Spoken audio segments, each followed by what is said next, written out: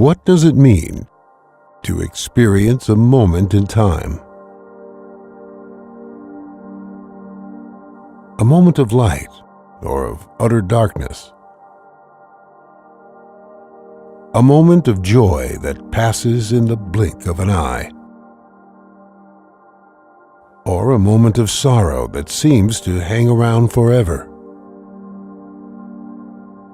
Who determines what that moment ultimately holds for you, for your family, for your neighbor, or for those living on the ragged edge? Who is qualified to experience a moment in time and instinctively respond without discrimination, without hesitation, without fail? The same people who have carried the red shield of hope to our neighbors in need for over 150 years, who bring hope to the hungry, the homeless, and the lost.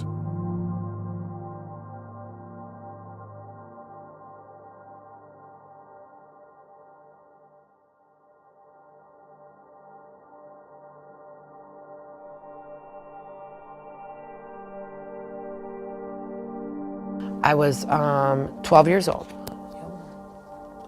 12 years old.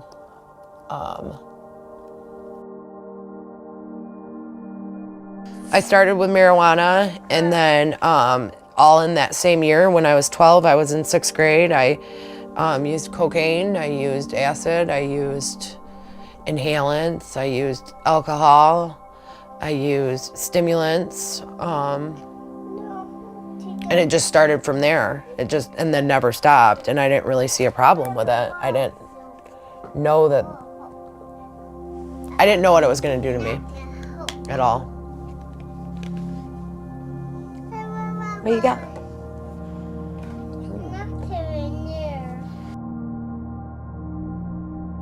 Homelessness is real.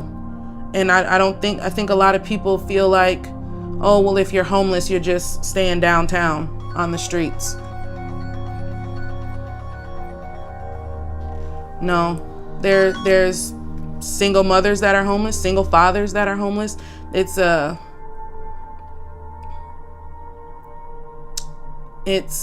reality that a lot of people don't face, and a lot of people don't know that struggle.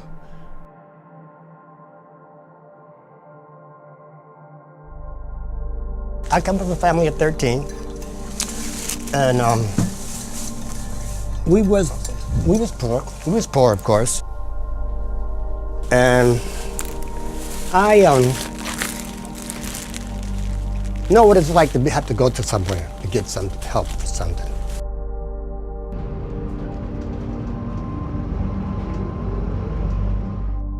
Like I had just always said, whenever I get old enough, I'm gonna give back for what I hadn't had. So I lived for probably 2 years in and out of hotels. I had a lot of friends that would prostitute, and this is where they'd go. And then we'd be here to sell them drugs after they prostituted and got their money. And there was never any questions asked when people were knocking at the door. I just lived there and sold drugs. People would come in and out all day, all night, selling crack and heroin, and doing it. And it was just animal living. It's just what I did. Well, me and my kids were actually living out of state. We had left Michigan and moved to Maryland, trying to see if we could get something better. I just got my pharmacy license, not a lot of options here, wanted to go and see if I could make it big, somewhere else. And the cost of living was really high, and it's not a place for a single parent with 2 kids. So we came back, and when I got here, I really realized that I didn't have anything. Like I literally sold all my furniture, everything. So I was just more like, what am I gonna do? And that's when I decided that I would have to try to get into one of the shelters. We stayed there for about 3 months. It was hard for my kids because they knew that wasn't home. And a lot of the issues that I had was finding a landlord that was willing to rent to me because of my past rental history. And even though I was working and I was working full time, I did have an eviction under my name. So it just seemed like door after door after door after door. I'm like, oh my gosh, what am I gonna do? Okay, I'll do my normal thing.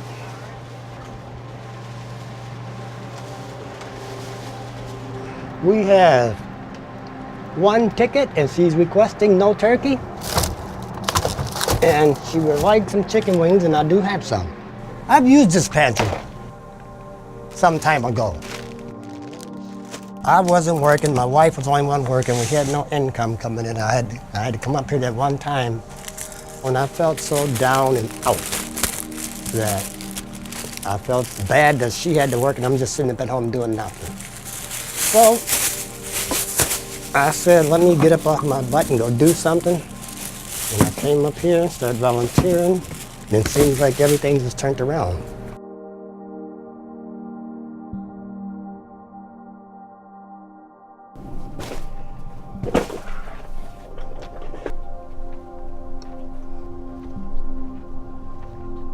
Annie? There you are. Thank you so much. You're welcome. Don't forget your items on the bottom. Oh, thanks. Have a good day. You too, ma'am. We're walking up to the place that I lived. I lived there in 2012. That was what I considered the worst time of my life and of my addiction. It was awful. It's horrible, horrible living. It's a little overwhelming to be here in a good way that life's so good, because I remember feeling so trapped here.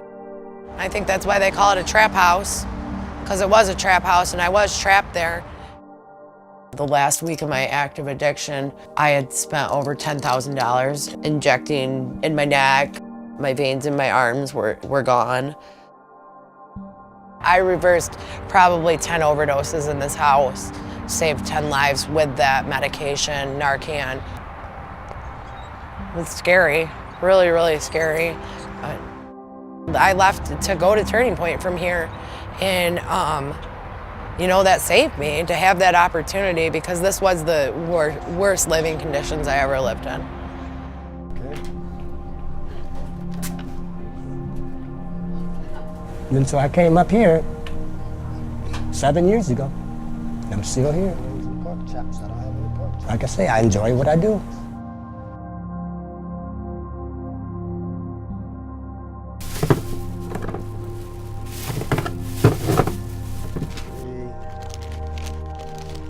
The Salvation Army exists to help people in need.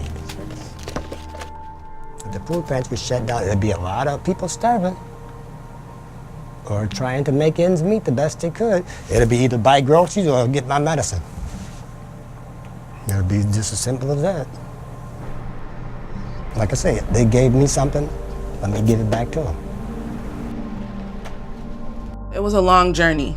It was a long journey to get to housing. I was meeting landlords and they're like, oh, well, you got that eviction. So that's when the Salvation Army kind of stepped in, like, well, we have this program. We do have a lot of people who face this barrier. And so how can we get around this barrier to get them into housing and get their kids where they need to be stable? And that's pretty much how we got here. You want to know that your kids are safe. You want to know that they're happy and that they're comfortable.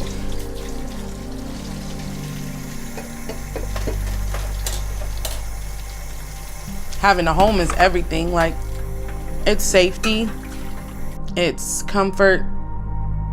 It's everything. This is ours, and it's peaceful, it's private, it's quiet. It's movie nights, it's eating pizza and drinking pop and, barbecuing, grilling, outside, kids riding their bike. It's happy, home is where the heart is. So you can't beat that, especially when you haven't had one for 2 years. I used to never want to be at home. Now I don't want to be anywhere but home because it was such a struggle to get here. I couldn't have asked for better people, really, to help me and to get me where we needed to be. And then put that one back. I was hopeless. I didn't honestly believe I was going to stay clean again, but I knew that I had told me over and over again, all the 17 times I had been to treatment before, that don't give up, just keep trying. That something just clicked one day. It just clicked that I could get better, and I wanted to be a mom to her. Here, Ari, you want to cut the onion? Look. I was always told every time I went to Turning Point that no matter how bad you mess up, you can come back here and try again. Never give up. Never give up hope and never quit quitting. And I'm lucky I didn't quit quitting. And I'm lucky I was taught that when I was there and had a place to go, because I don't believe I'd be here and my home with my family if I didn't have that opportunity in life. Once upon a time, there was a magical land called the Enchanted Forest. It's sad. It's really, really sad, but I just consider it all a part of my journey. All this stuff led me to be able to do the things I do today, which I count my life to being a mother to a child that wasn't supposed to have me in the court's eyes and everyone else's eyes. Nobody ever thought I was going to be capable of that.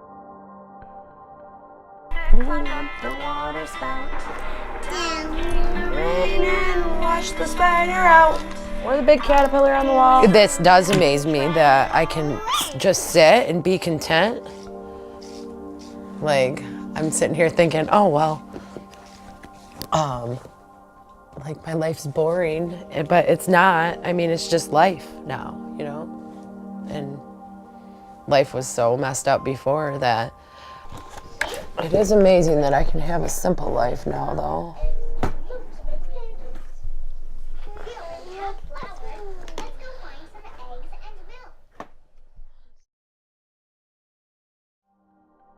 What does it mean to experience a moment in time? A moment in time that is sometimes too brief to even detect. But it's there. Because you can feel it. In your head. In your heart.